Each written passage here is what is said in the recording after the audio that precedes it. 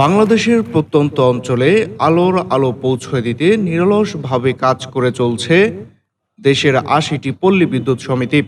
দীর্ঘদিনের অভিজ্ঞতা, শ্রম ও নিষ্ঠা দিয়ে এসব সমিতির কর্মকর্তা কর্মচারীরা গ্রাম বাংলার ঘরে ঘরে বিদ্যুৎ পৌঁছে দিয়েছেন।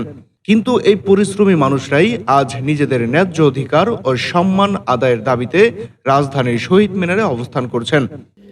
প্রিয় সহকর্মী ও সম্মানিত গ্রাহক সদস্যগণ, সকলকেই সংগ্রামী শুভেচ্ছা। আজকে ষষ্ঠ দিনের মতো সারা বাংলাদেশের পল্লী বিদ্যুতের কর্মকর্তা কর্মচারীরা কেন্দ্রীয় শহীদ মিনারে কর্মসূচি পালন করে যাচ্ছে তাদের ৭ দফা আদায়ের জন্যে।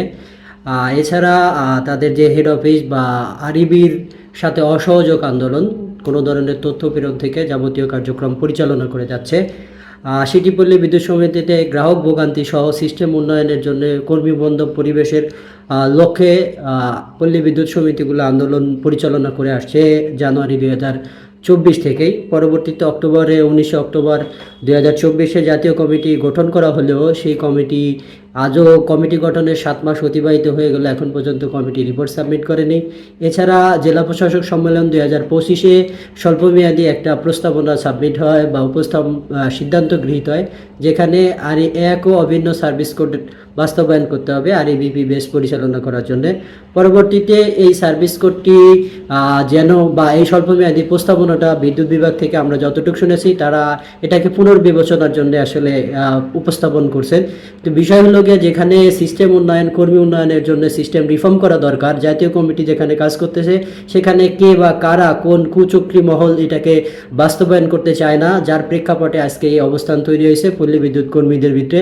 আর এছাড়া যে আমাদের দাবিগুলো আছে, আমরা আশা করি এটা দ্রুতই সরকার এবং যারা উচ্চ কক্ষ বিশিষ্ট আছে তারা এই ব্যাপারে প্রয়োজনীয় ব্যবস্থা গ্রহণ করবে, এই আশা ব্যক্ত করে। আদারওয়াইজ এই সিস্টেম যে কোনো সময় যে কোনো পরিস্থিতির জন্য তৈরি হতে পারে। আমরা চাই গ্রাহক সুষ্ঠু সেবা পায়। গত 21 মে মার্চ টু ঢাকা কর্মসূচির মাধ্যমে শুরু হওয়া এই আন্দোলন এখন সারা দেশের বিদ্যুৎ কর্মীদের নীরব আর্তনাদকে প্রকাশ্যে তুলে এনেছে।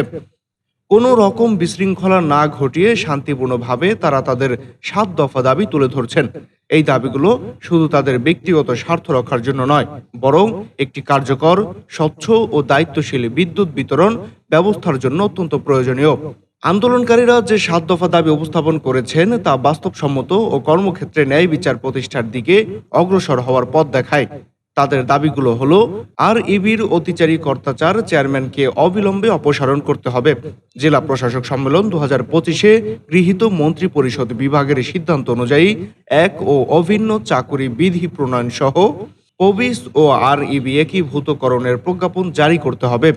Meter reader cum Messenger, line শ্রমিক সহ অন্যান্য সকল অস্থায়ীদের চাকুরি নিয়মিত করতে হবে। মিথ্যা ও হয়রানিমূলক মামলা প্রত্যাহার পূর্বক চাকরিচ্যুতদের স্বপদে পুনর্বহাল করতে হবে। হয়রানি ও শান্তি ভঙ্গ বদলি আদেশ বাতিল করা এবং সংযুক্ত ও সাময়িক বরখাস্ত কর্মীদের অবিলম্বে পদায়ন করতে হবে। জরুরি কাজে নিয়োজিত কর্মীদের আন্তর্জাতিক নীতি, শ্রম আইন অনুযায়ী নির্ধারিত কর্মঘণ্টা, শিফট ডিউটি বাস্তবায়ন করতে হবে। সংস্কার কার্যক্রম শেষ না হওয়া পর্যন্ত অন্তর্বর্তীকালীন বোর্ড গঠন করে সীমিত পরিচালনা করতে হবে। এই দাবিগুলো শুধু অর্থনৈতিক কিংবা প্রশাসনিক সুবিধার প্রশ্ন নয়, বরং এটি ন্যায় বিচার, মানবিক মর্যাদা এবং একটি স্বচ্ছ কর্মব্যবস্থার প্রতিফলন। কেন্দ্রীয় শহীদ মিনারে আসলে আমাদের দফা 7টি। আসলে আপনারা অনেকে বলে থাকেন যে আমাদের দাবি যদি পূরণ হয় তাহলে আপনাদের কি হবে, গ্রাহকের উপকার কি হবে। আমরা বলে থাকি এই দাবিগুলো পূর্ণ হলে আপনারা শান্তিতে বিদ্যুৎ ব্যবহার করতে পারবেন। আপনারা জেনে থাকেন যে অনেক সময় দেখা যায় ভুতুরে বিল আসে। আসলে ভুতুরে বিল আসার অনেকগুলো কারণ থাকে, এর মধ্যে একটি কারণ হচ্ছে নিম্নমানের মিটার। আমরা এমন দেখা যায় যে আমরা সকালবেলা মিটার লাগিয়ে আসছি, বিকালবেলা গ্রাহকের অভিযোগ মিটার অটো পালস মারতেছে, খুবই বাজে নিম্নমানের মিটার। একটি মিটার কেনা হয় 400 টাকা 500 টাকা, কিন্তু তারা বিল করে 1500 থেকে 1600 টাকা। এবং আপনারা দেখে থাকেন ঝড় বৃষ্টি ছাড়ার আগে বিদ্যুৎ বন্ধ হয়ে যায়। আসলে বিদ্যুৎ বন্ধ হওয়ার অনেকগুলো কারণ আছে, এর মধ্যে অন্যতম কারণটি হচ্ছে নিম্নমানের মালামাল। আপনাদেরকে আরও একটি বিষয় আমি অবগত করি। আসলে পল্লী বিদ্যুৎ সিস্টেমে আপনারা জেনে থাকেন, আপনারা পল্লী বিদ্যুৎ দেখে থাকেন যে আপনার মিটার, বৈদ্যুতিক তার, খুঁটি, ট্রান্সফরমার ইত্যাদি ইত্যাদি যা আছে এগুলো পল্লী বিদ্যুতের, কিন্তু আসলে এগুলো পল্লী বিদ্যুৎ অফিস থেকে ক্রয় করা হয় না। একটি বল পেন থেকে শুরু করে ট্রান্সফর্মার, খুঁটি, সকল মালামাল এবং আমার ইউনিফর্মটি এটিও আপনার পল্লী বিদ্যুতায়ন বোর্ড কিনে থাকে, বিআরবি। সেই জন্য আমাদের এই আন্দোলন যে আমাদের সকল চুক্তিভিত্তিক অনিয়মিত চাকরিতে যে কর্মকর্তা আছি তাদেরকে অচিরেই নিয়মিত করতে হবে। এতে করে আমাদের সেবা দেওয়ার পরিবেশটা আরও ভালো হবে, আপনাদের ভালোভাবে সার্ভিস দিতে পারবো। এমনকি আপনাদের আমি একটি কথা বলতে চাই যে আমাদের যে এই চুক্তিভিত্তিক অনিয়মিত লাইনম্যানগুলো যে আছে এর মধ্যে আমরা এর মধ্যে প্রায় 15 থেকে 18 জন লাইনম্যান মারা গেছি এবং 276 জন লাইনম্যান এই দুর্ঘটনার শিকার হয়েছি। তাই আমাদের দাবি, প্রাণের দাবি, আমাদের অবশ্যই নিয়মিত করতে হবে। নিয়মিত করলে আপনাদের ভালোভাবে সেবা দিতে পারবো, এই বাংলাদেশকে একটি রিপ্রেজেন্ট করতে পারবো। আর আপনারা অবশ্যই এই 7 দফার সাথে একত্রিত হয়ে আপনারা এই আন্দোলনে শরিক হবেন, এই দাবির সাথে শরিক হবেন। কেননা এই আন্দোলন যদি সফল হয় এই 14 কোটি গ্রাহক ভালো মানের বিদ্যুৎ ব্যবহার করতে পারে, বুতুর বিল আসবে না, নির্মাণের মালামাল কিনবে না, এ থেকে ভালো মানের বিদ্যুৎ সেবা দিতে পারবো। আশা করি আপনারা সংক্ষেপে বলেছি আমি। আন্দোলনরত কর্মীদের একজন কিশোরগঞ্জ পল্লী বিদ্যুৎ সমিতির লাইন শ্রমিক আইনুদ্দিন আল আজাদ বলেন, আমরা মাঠে কাজ করি, যন্ত্রপাতির রক্ষণাবেক্ষণ করি, অথচ নিম্নমানের যন্ত্রাংশের কারণে গ্রাহকের রোষানলে পড়তে হয়। দায় আমাদের নয়, কিন্তু শাস্তি আমরাই পাই। এই কথা স্পষ্ট। কর্মীদের কষ্টের পাশাপাশি রয়েছে অব্যবস্থাপনার ফল ভোগ করার এক নির্মম অভিজ্ঞতা। আরইবি যেভাবে নীতি ও শৃঙ্খলা উপেক্ষা করে সমিতিগুলোর কার্যক্রম পরিচালনা করছে তা কোনোভাবেই টেকসই নয়। আন্দোলনের অন্যতম ইতিবাচক দিক হলো কর্মীরা সেবা কার্যক্রম বন্ধ করেননি, বরং তারা শহীদ মিনারে অবস্থান নিয়ে দাবি জানাচ্ছেন যাতে গ্রাহকরা দুর্ভোগে না পড়েন। যারা ঢাকায় আসেননি তারাও নিজ নিজ অঞ্চলে অবস্থান কর্মসূচিতে অংশ নিচ্ছেন, তাও শান্তিপূর্ণভাবে। তবে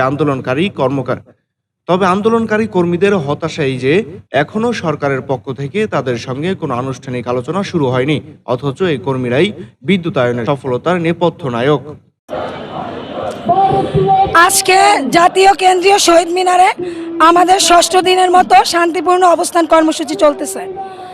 আমাদের এই আন্দোলন 45,000 কর্মীর আন্দোলন, আমাদের এই আন্দোলন 14 কোটি গ্রাহকের আন্দোলন। আমরা 45,000 কর্মী চাইলেই এখানে সবাই উপস্থিত হতে পারতেছি। সেটা আপনারা দেখতেছেন, আমাদের এই কেন্দ্রীয় শহীদ মিনারে গণজোয়ার বয়ে যেতে শুরু করছে।